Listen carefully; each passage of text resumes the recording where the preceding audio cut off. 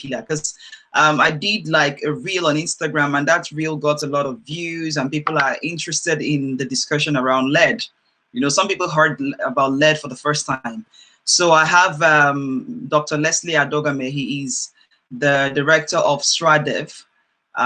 He has done a lot of work on the issue of lead. I also have Victor Fabumi. He's the senior program officer also of STRADEV. So I'll start with Dr. Leslie. Thank you so much for joining me, Dr. Leslie. Let's talk about the problem of lead. How big is this problem in Nigeria and, of course, in Africa?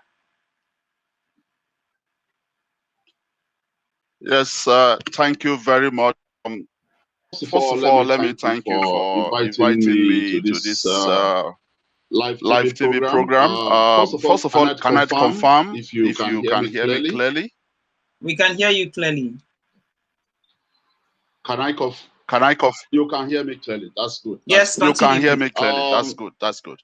Your question is about how big lead poison or how big lead is in Nigeria. Hello? I said your question is about how big the lead. Yes. Great. The issue of lead, as abstract as the topic might be, first of all, for you to understand how big the problem is in Nigeria is to be able to appreciate the fact that lead is ubiquitous in our environment. Lead is found virtually everywhere in the environment. Lead is found in our homes, it's found outdoors in the streets, it's found in vehicles while you move from one place to the other. In an industrial environment, commercial environment, lead is found. And because of this ubiquitous nature, man comes in contact with lead on a daily basis. On a daily basis. We have different means or different routes through which we come in contact with lead. Sometimes through the air, sometimes through the foods we take in, sometimes through just direct contact through our skins in an occupational environment. So because of this ubiquitous nature of lead, and because of the stability of lead as a compound, as an element, as a very stable, hazardous compound, it occurs in nature naturally, and it can be moved from one form to different articles where humans eventually can get it into the body system, either by injection, inhalation, or through the dermal, through the skin. So because of this dangerous chemical nature of lead, its stability, it is highly, its presence in all components of the environment. So it now has to do with how humans deals with it, how different humans precisely, children, women, adults, how do they accommodate these different leads in the different forms in the body system. So in terms of how serious this is, lead is found in soils, lead is found in different articles today. I think we have a bit of a technical issue. The most prevalent form in which lead is found is in paint. The use of lead carbonate and different lead substances in paints making. And you can agree with me, every component, all humans today in the Nigerian environment live in a painted environment.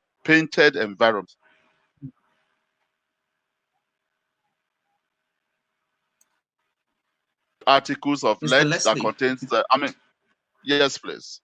Yeah, go ahead. It disconnected for a bit. I'm breaking off.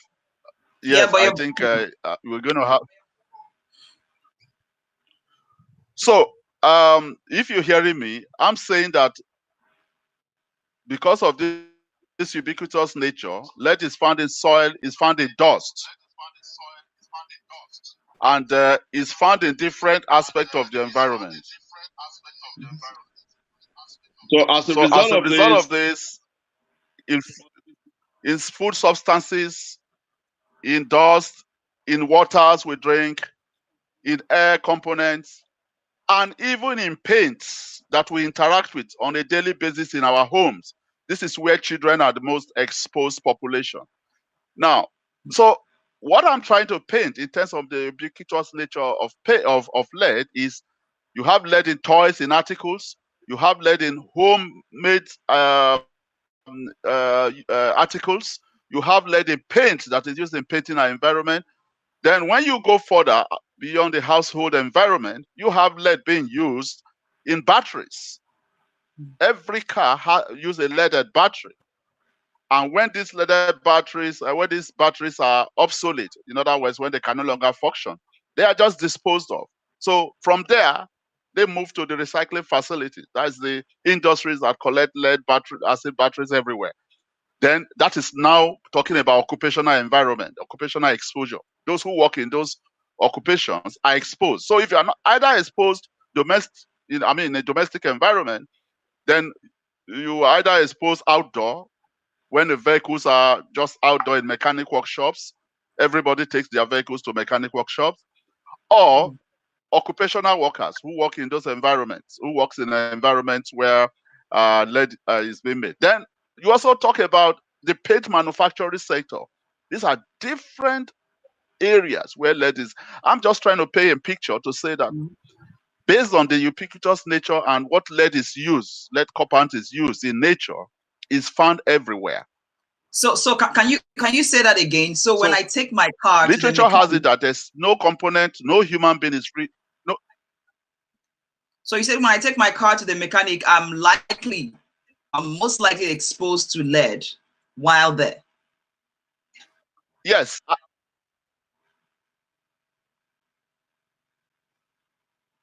Workshop. Let's even not talk about the recycling industries right now. Every mechanic workshop, particularly the locations where you have the lead battery chargers, are highly laden with lead compounds or lead as a poisonous substance.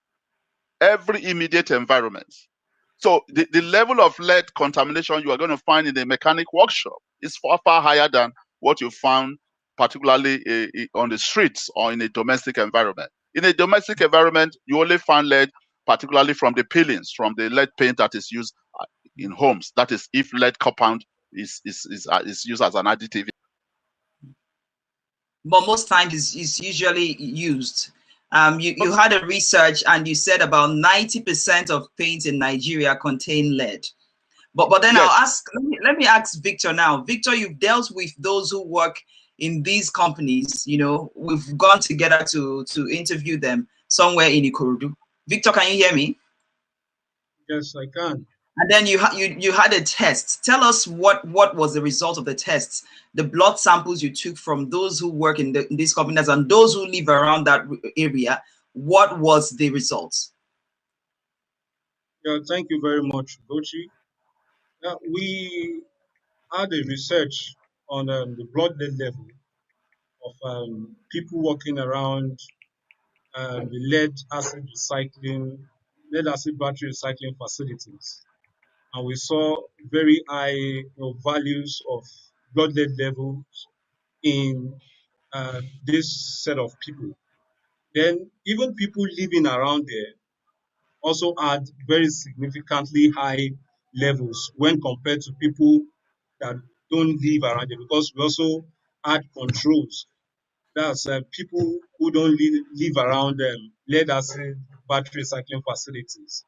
And we could see the difference in the levels of lead, when we compare highest among those working in the facilities, then a bit lower for people living around the facilities, and very low, and even, let me say, in some cases, lower than the detection level of the machine.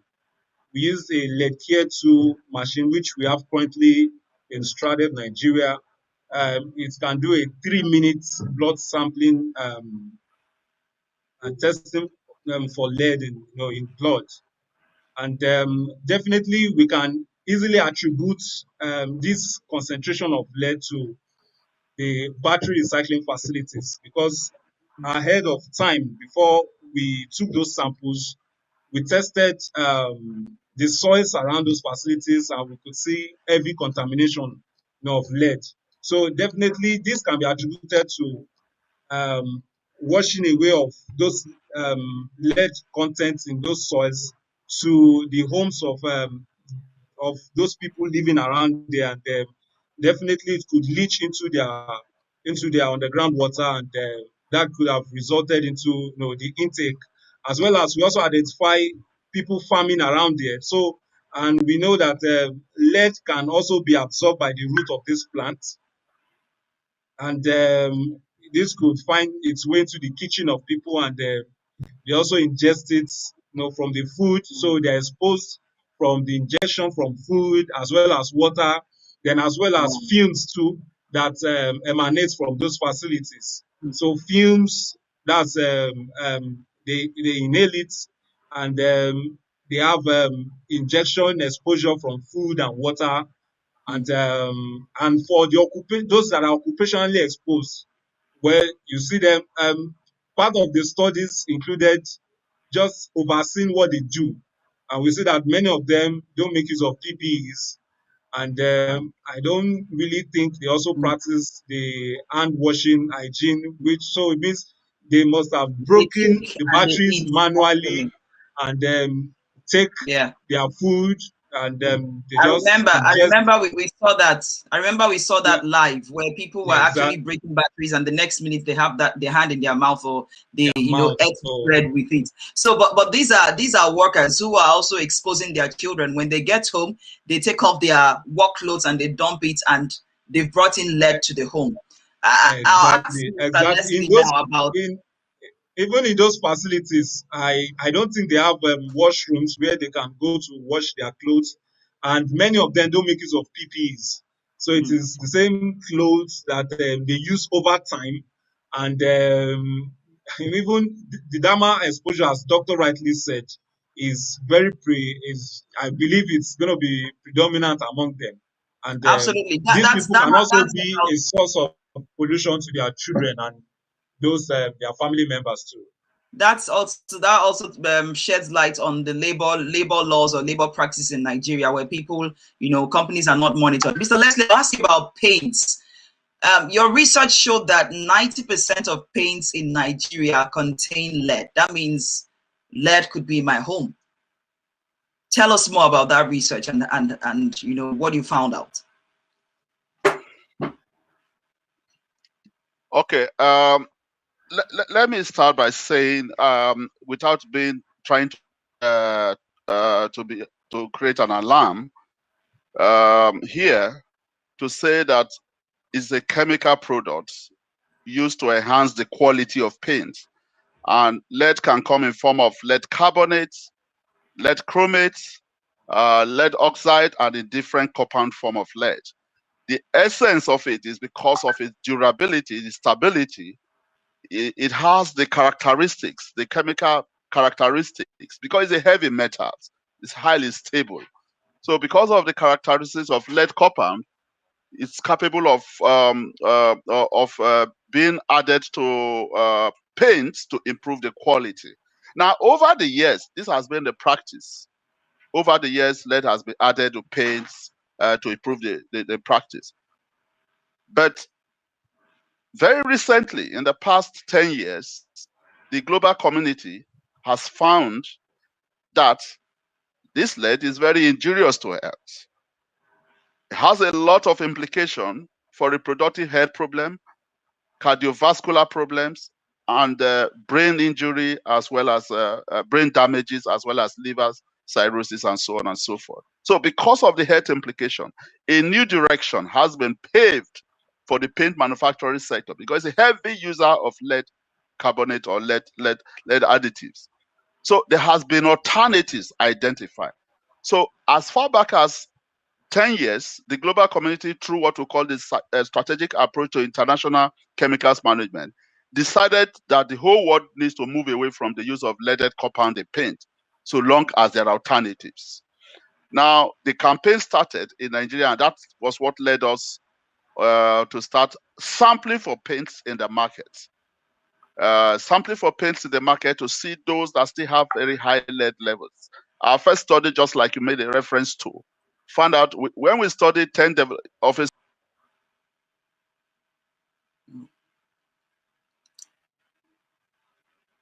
Nigerian lead levels were highest in all the 10 developing countries. And I can tell you that's almost 10 years ago. We have followed that study with subsequent, other studies, same sampling of blood lead level, and the difference has not been so much. We still have close to about 60 to 70% of Nigerian paints being adulterated with lead. I use the word adulterated because it is the addition, is what addition of lead copper to lead, because you still have background level. There's a set limit of 90 parts per 90 ppm parts per million of lead, which is allowable globally. Anything above 90 parts per million, because lead is a naturally occurring chemicals in the earth crust. And there's no how you can make substance, make paints, and you do not have at least lead. I mean, the case of Zamfara, which I like to talk about later, we'll explain further. You must have some particles, you must have some levels of lead being a naturally occurring substance. But any level that is above 90 parts per million, because it is believed that that level is added lead. That was intentionally added to improve the quality of paint. And that's what the campaign, the global community is talking about. Now, let me say something.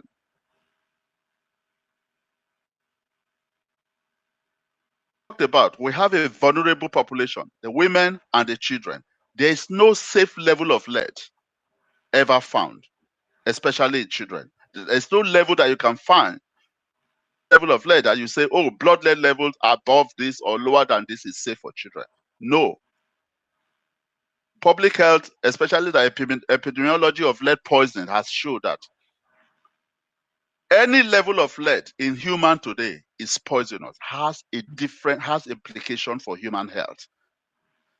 Either health implication ranging from a child becoming totally, what we call brain damage, that is memory loss, not being intelligent, hyperactivity, and so on and so forth.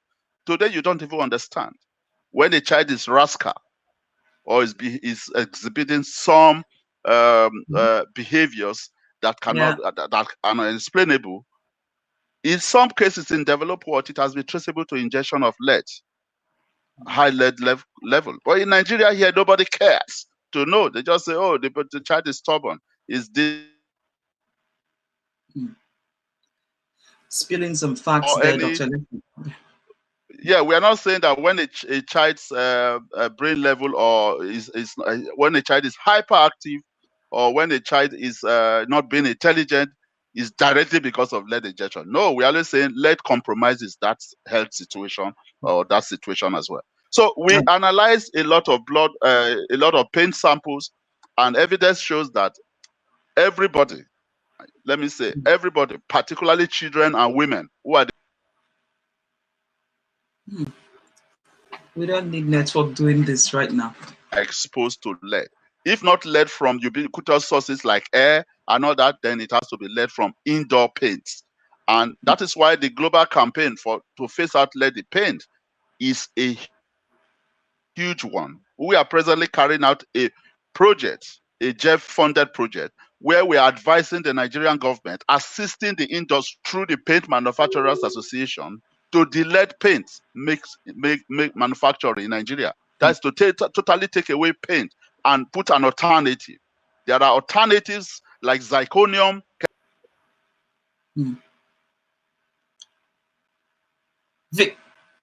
As lead carbonate or lead chromate and red lead oxide and all that. So there are substitutes. They only just need to understand the substitution process, and that's what our next campaign and the project we're undertaking right now with the Paint Manufacturers Association in Nigeria is all about. Substitution of lead, poisonous lead, with a much more environmentally friendly chemical. But do you think that these manufacturers would be willing to change if lead is cheaper? Maybe Victor, you would answer that if we can. Okay, Dr. Leslie is back. Do you think they might want to Sorry, make that switch? I lost Lead, you. like I lost you. lead, Can you come with your question again?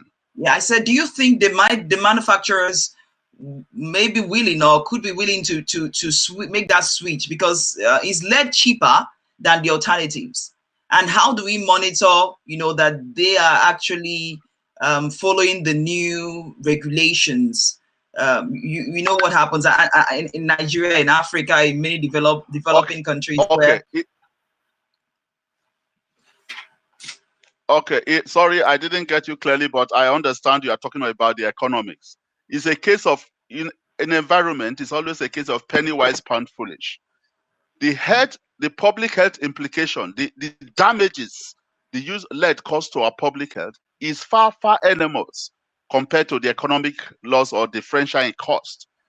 Yes, the answer to your question is the alternatives from what the paint manufacturers have told us so far. The alternative, minimally, let me use the word minimally, we are expensive. And that's why I use the word penny wise, pound foolish.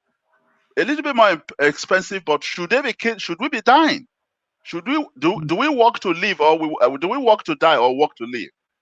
So they have come to the appreciation of the fact that yes, that minimal cost of the alternative, the new alternative, which is more environment friendly, cannot be the reason why they shouldn't tune to the use of why they shouldn't substitute leaded compound with the alternatives. So there's a general acceptance, and what we just now need to do is to make the alternatives available, make them less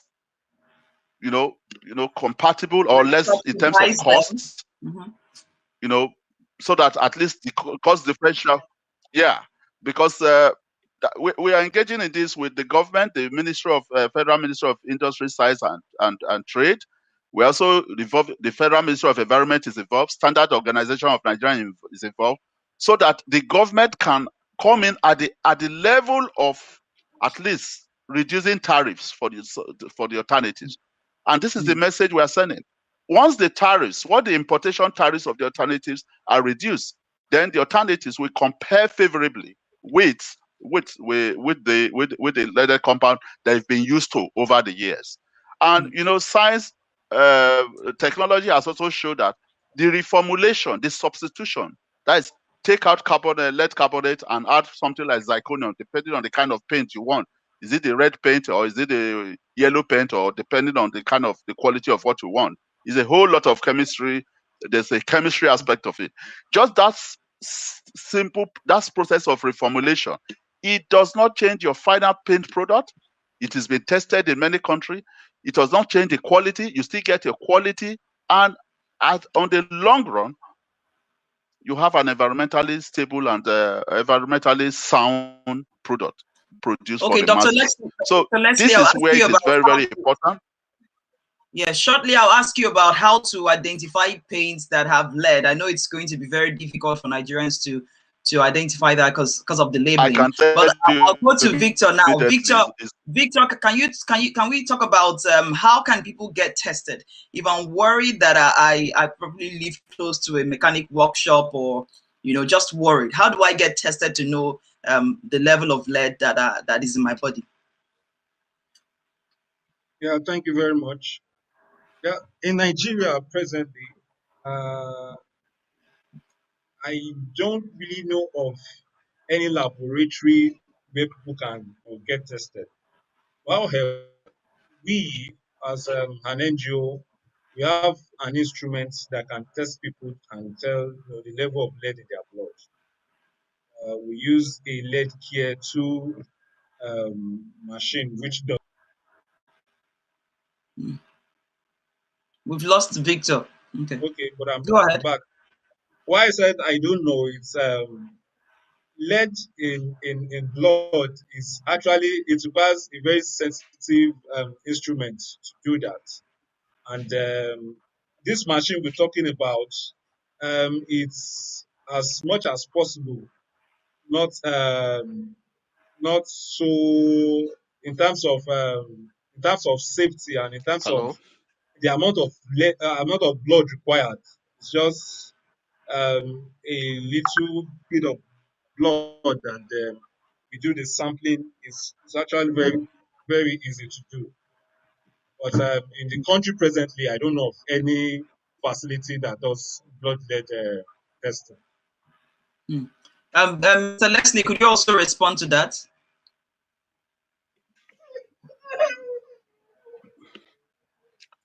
I'm really sorry, I can't hear. Could you also respond to testing? How can individuals get tested?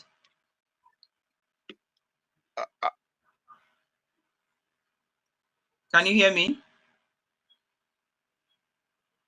Can you hear me now? Intermittently. Okay, so Victor said there's no laboratory for people to get tested. Could you respond to that? Is that true?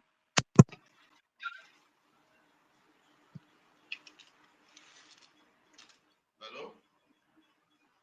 Can you hear me?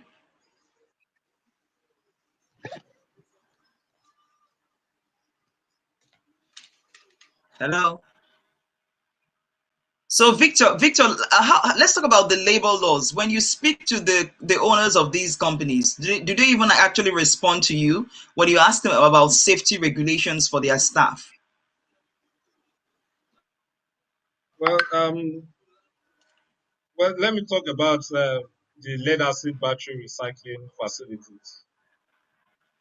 The issue of labor laws among among operators here, it's actually a big issue because the value they place on life, I would say it's it's close to zero.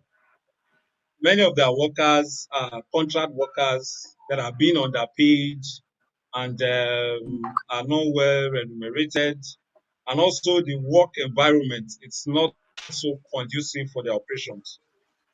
But however, as a result of our intervention in that having tested those people and we confirmed high level of lead, it resulted into their partners deciding to stop business with them, and it actually resulted into they coming back home and see how can they upgrade, their facilities.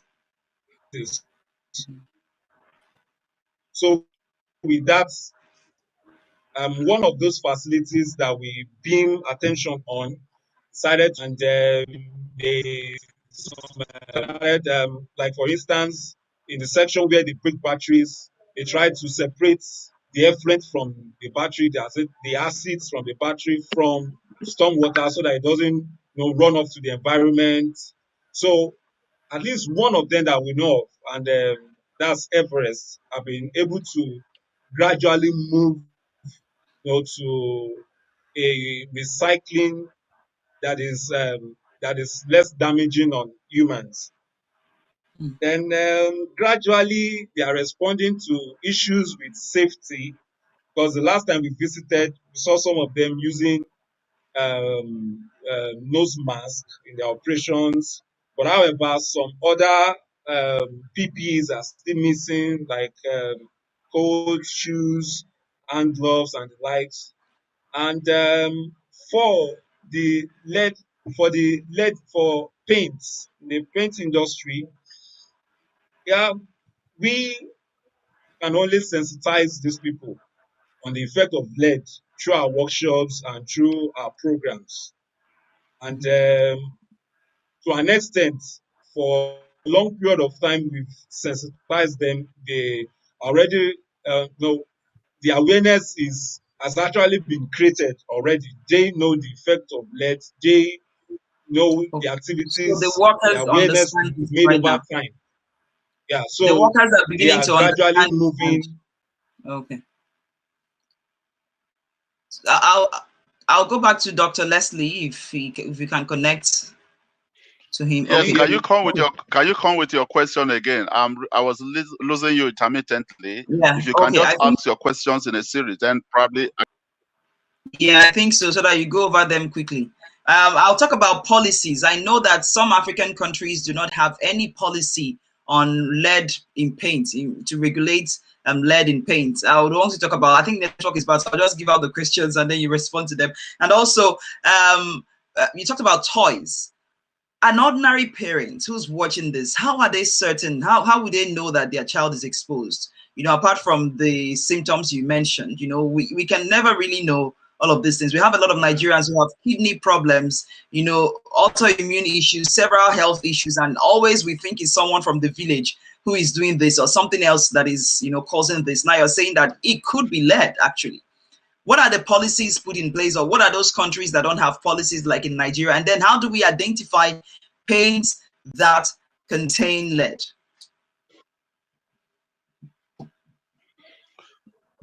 I'm very sorry. I will just try to, because I didn't hear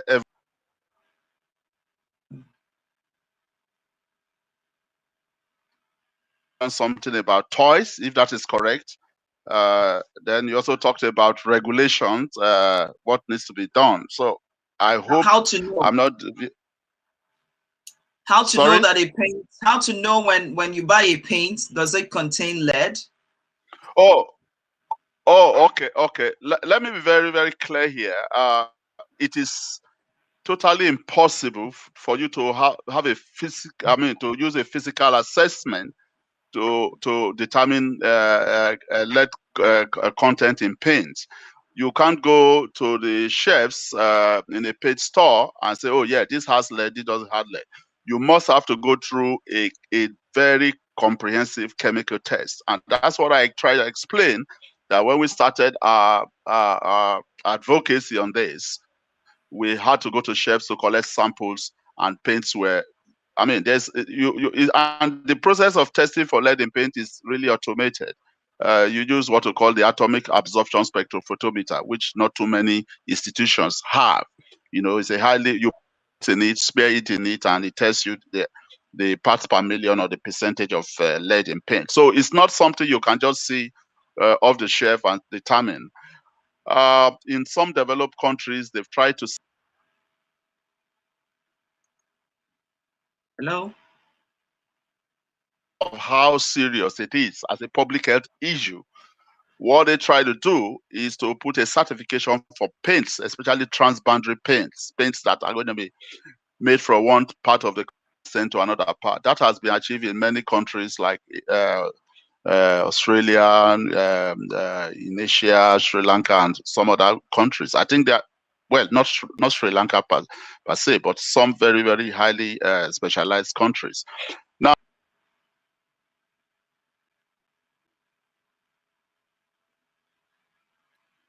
We've lost you you for a can moment. see a label saying no added lead. The container, that is also possible. It is not just possible for you to go to the shelf and know that this paint doesn't contain lead. As a matter of fact, we've collected samples of paint in Nigeria where a lot of the manufacturers tell us that, no, we don't use lead. No, we don't use lead additives at all. But by the time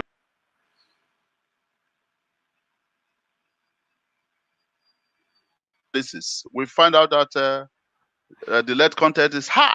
So it's not about listening to the manufacturers, it's about real laboratory analysis, carrying out a lab test. And like I said earlier, any paint that is higher than 90 parts per million, let's say 90% of lead content, 90 parts per million is considered non-permissible, is dangerous to health. This is where the global community has under what we call the strategic approach to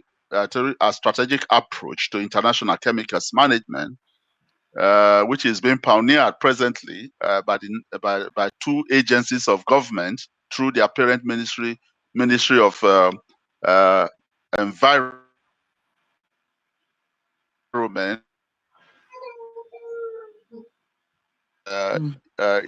Science and Tech, NESRIA is presently drafting regulations that have set Nigerian paints not above any permissible level, not above 90 parts per million. NESRA is the National Environmental Standards Regulatory Agencies of Nigeria, NESRIA.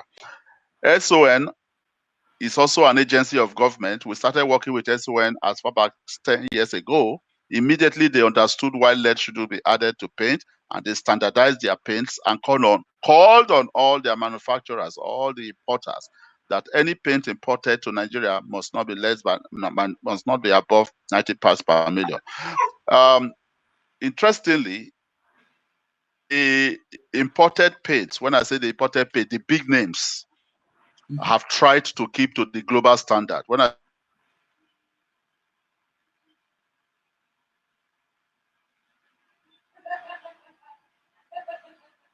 Hello, Dr. Leslie. Hello, Dr. Leslie. Oh no. I mean, we just have about 5 minutes before we round off. Okay, please go ahead. We're back now. You talked about the big names. Okay, I was trying to say the big names, the big five. Yeah, the big five manufacturers are compliant right now because of the international. I said the big names. Can you hear me? The big five. I can hear you loud and clear. I can hear you very well. So you talked about the big names. I'm hearing you. Can you hear me? So I was trying to say the big names, the big fives in the paint industry have tried to move away from use of leaded paint. They are globally compliant right now. The problem we have is actually the SMEs, the small and medium scale, the beggars,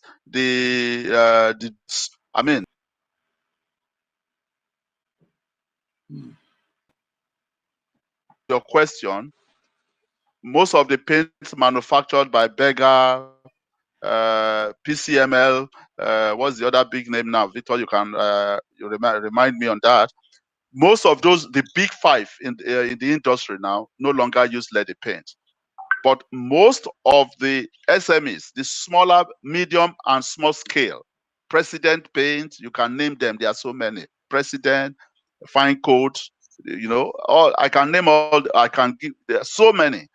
All of them still have or still make use of leaded paint, and that is where the emphasis is now. We are working with the SMEs. Last month, we invited them to a conference. Last year, December, we had a stakeholders conference, which was attended by all the line stakeholders, the line ministries, the MDAs, the Federal Ministry of Environment, NESRIA, Ministry of Science and Tech, Ministry of Industries, Manufacturers Association. All the associations were all there, and they are being carried along. And that's